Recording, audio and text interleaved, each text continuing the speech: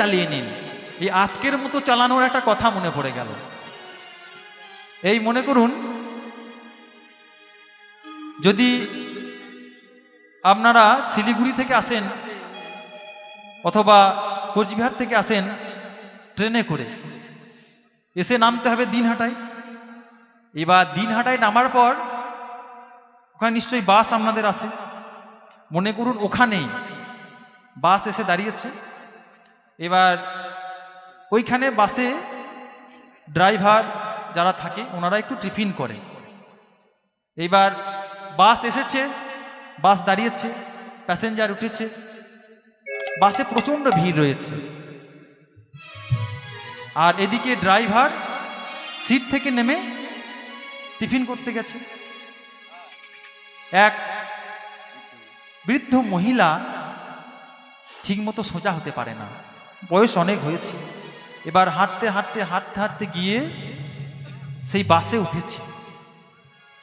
এবার বাসে যেই উঠেছে দেখে কোনো সিট নেই, প্রত্যেকটা সিট ফুল হয়ে আছে। এবার ঠাকুমা কোথায় বসবে, এদিক দেখে সেদিক দেখে, সিট কোথাও নেই। দেখে সামনে একটা সিট ফাঁকা রয়েছে। ঠাকুমা গিয়ে ওই সিটটায় গিয়ে বসেছে।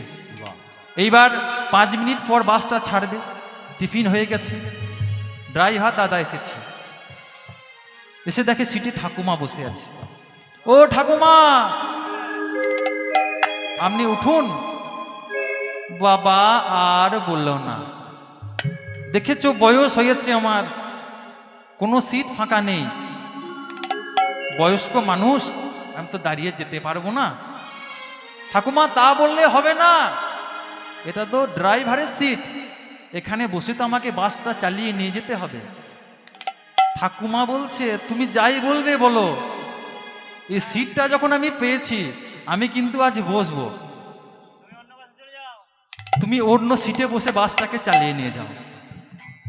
নিতাই গৌর হরি বল হরি বল। ঠাকুমা ড্রাইভারকে বলছে ড্রাইভার তুমি অন্য কোনো সিটে বসো, দিয়ে বাসটাকে চালিয়ে নিয়ে যাও।